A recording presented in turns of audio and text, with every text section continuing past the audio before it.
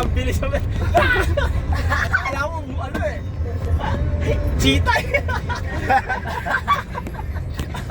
Ayop na lang ito, hindi kinakabutan. Ang galing naman, wala eh. Kala mo cheetah eh. Ano yun? Umaga yun, nag-swimming kami, tapos pagdating ng gabi, uwi na ni... Uwi na sila papa galing trabaho. Tapos si Dagul yata yung nagsumbong nun. Pero silip na kayo kung nasaan kayo, nahanap kayo. Tapos, Para naliligo ng control. sabi ko kay Unad, andyan na si Papa.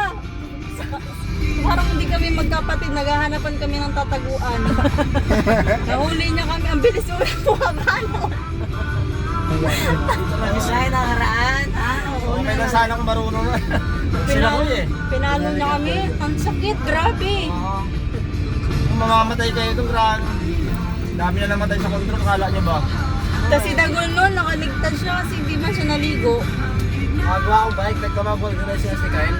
Simula nun, diba, hindi na kayo naligo, na walang paalam. Ayos na akong marunong kayo lumangoy eh. Anak niya ate ko, mamatay na. Ito yung labo. Sarado. Liyan na. Sinong anak pa? Anak ni ate Nor. Hindi ko yun sa control ha. Mga pa sila. Pagbalik patay na. Eh? Yak na yak sa ate Nor nun. Si, ano yan? Si Joseph. Saan na tayo? Pa kami nun. Kasama kayo New York. Hindi ako sumama mga paano eh. Sila Kambal daw. Sila Kambal. Ay puto si ate Nor. Kala mo mamatay na yung love. Grabing sigaw niya sa kalsada mula sa ano. Paano nalaman ang patay na pa? yung ano pa? Lumutang na lang yun eh. Hindi ako natakot yung mga kasama niya. Eh di ilang araw yun ninanap? 3 araw yun. Hindi mo wala sa isip ko yun dahil lagi kami nangangapa. Utas simula nun, wala na nangapa namin. Bakit wala ba siyang kasama noon na Pero naliligo? nayaran sila Butcho eh, kasama niya.